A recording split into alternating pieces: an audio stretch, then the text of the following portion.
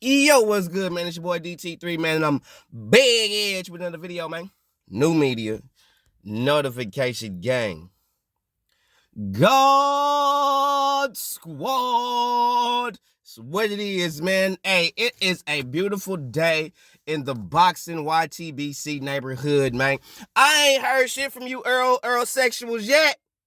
Where y'all at? Excuse me, just woke up, just got out of bed, shit. Had to do a vid. I did a short live last night at my partner Mo house. Shout out to my nigga Mo and Tone.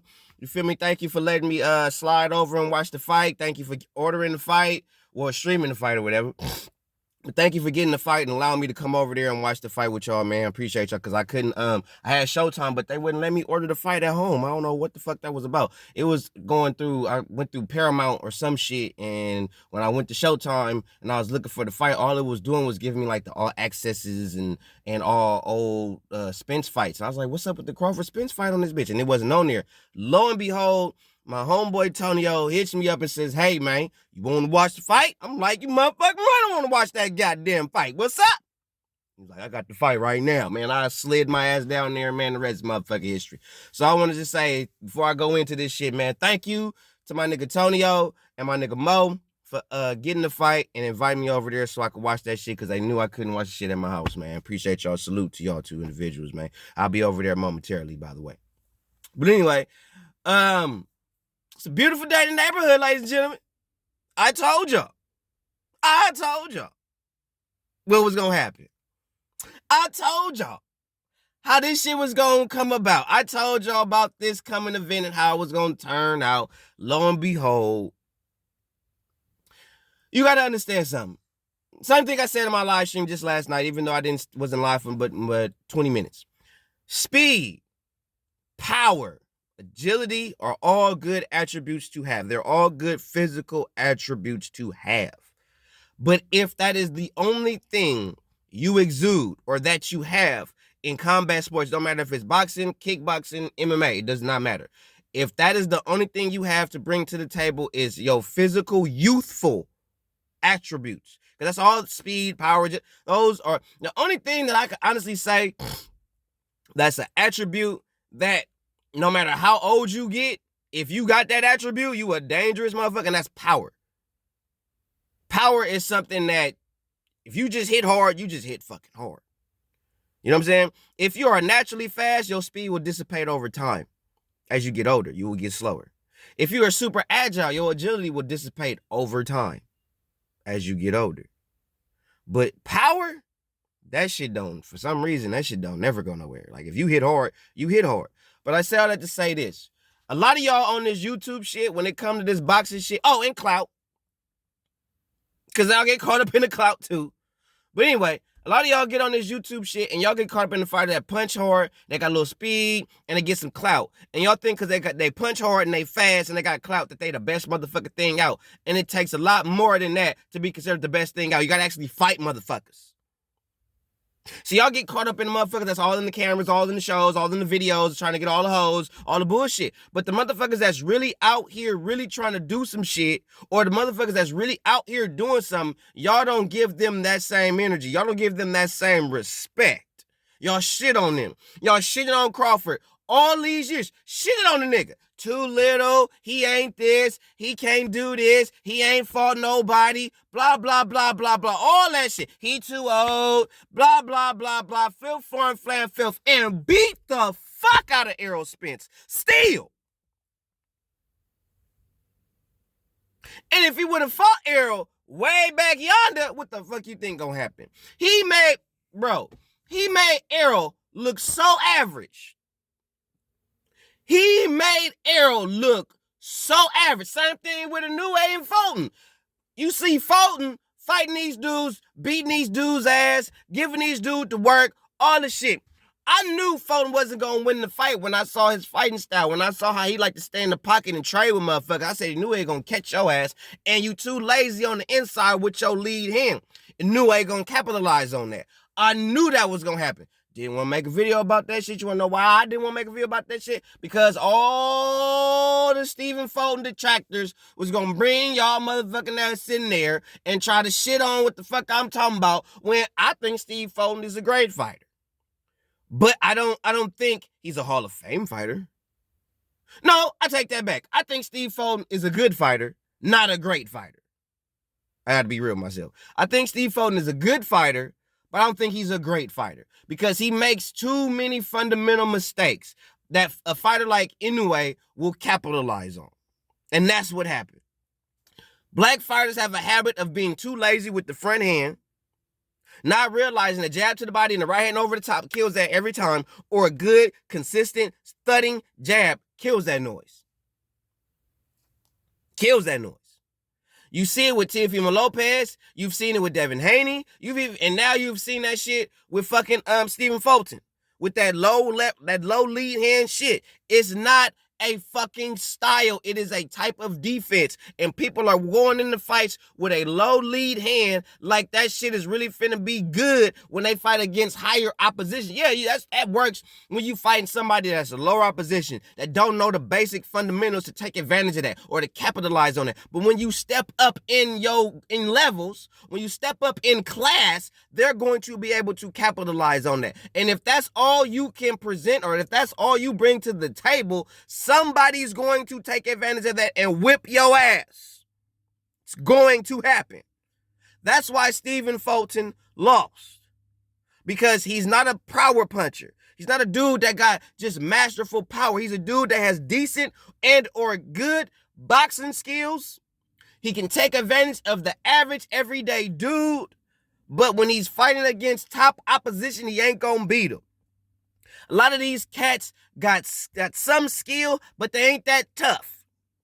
And they don't got a lot of IQ, okay? You see if he got IQ, if he fighting somebody with IQ. That's how you know if motherfucker got real IQ or not. Not if he's just actually just better skill for skill. Y'all will say a motherfucker got IQ just because of his skill set, not because of he actually has to utilize his IQ to beat him. He had to actually think. He had to actually outmaneuver Inoue. He had to actually outwork Inoue. He wasn't sharper than Inoue. Inoue is hella sharp. But anyway, a lot of us make a lot of fundamental mistakes and we thinking that we're fundamentally sound and we really not. That's not to say that Stephen Fulton is not a good fighter, but he's not a great fighter. He's a good fighter. He's a former champion, former world champion. We don't count them regulars and supers over here. Okay, so when I say he's a former champion, he's a world title holder. Okay, former. Okay, so he is somebody to some degree, but I don't believe that Stephen Fulton is a great fighter. I think he's a good fighter. I don't think he's that great because he get caught with stupid shit when he fighting lower opposition and he tries to fight on the inside in the trenches. He do get caught with stupid shit. And the fighter that's supposed to be of his level and or skill set should not get caught with stupid shit fighting lower opposition. That's why he got caught with some real shit fighting Inoue. But as I was saying about Terrence Bud Crawford and Errol Spence, because I wanted to do a double take with this video because I know motherfuckers ain't heard from a nigga in a minute, so I gotta give y'all something. So, I told y'all plenty of times it takes more. Y'all were so stuck on Errol Spence having this power. All that shit. And I was letting y'all know it takes more than power to really be something significant in this sport. His skills pay the bills, man. Terrence Crawford is going to make adjustments. Errol Spence does not make adjustments in fights. I used to say the same thing about Anthony Joshua because there were certain fights where you did see AJ make adjustments in the fights. That's why I would give AJ the nod in winning certain fights because I noticed that in certain fights AJ does make adjustments in between rounds, or he used to. He don't do that shit no more, but he used to. And then once he got to a place where he no longer makes those particular adjustments, he's literally fighting the same way. Oh yeah, he's done. It's over. Cut the check. But fighter like Terrence Crawford, a fighter that makes adjustments, a fighter like Shakur Stevenson, hell, even Devin Haney, they will make adjustments in between rounds within the fight. That's a hard person to deal with. He's not going to fight you the same way every time. Errol Spence going to come at you the same way every time.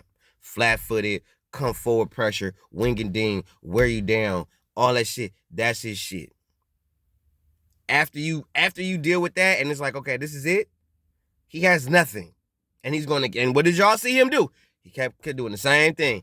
Coming forward, winging and dinging. Coming forward, winging and dinging. I give a nigga props, bro. You don't keep your head on the line. You will duck down, you will break down, you will slip some shit. You ain't finna get caught on the line like that. You might come straight forward, but you will get off that line. I give Errol that. That nigga ain't gonna get caught with too much stupid shit. You gotta catch him. I respect the nigga for that. Because there was a lot of shots that if he wasn't moving his head, it would have been over a long time ago.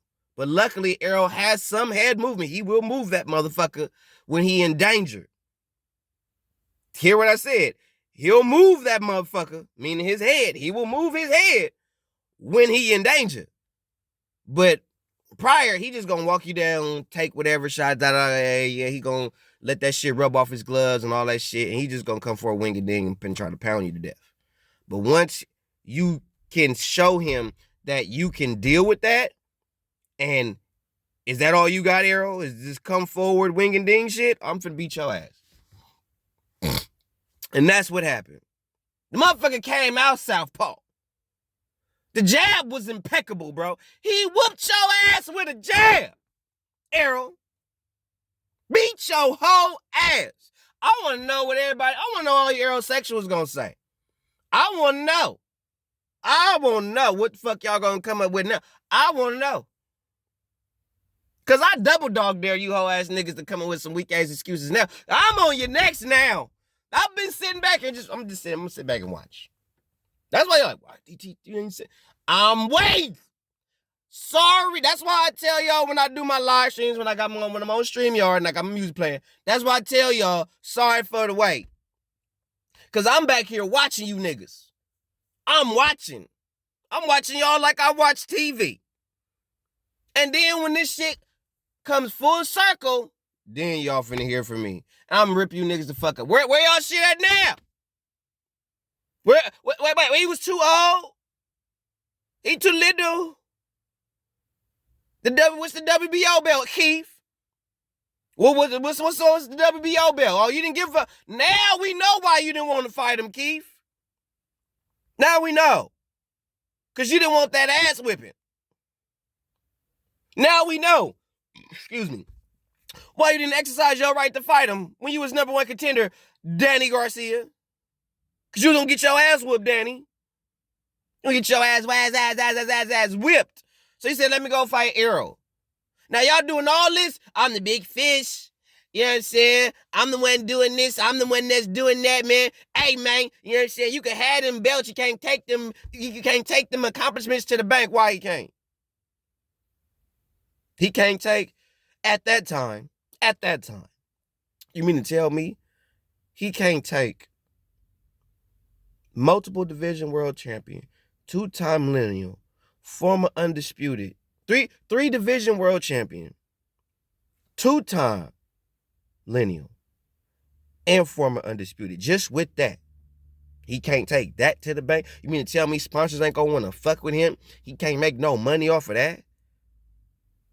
You could take all that to the bank and cash that. Now, we gonna take you up more. He two-time undisputed now. He ain't talking. He ain't running his mouth. He ain't on no bitch shit, no hoe shit like the rest of you motherfuckers on YouTube.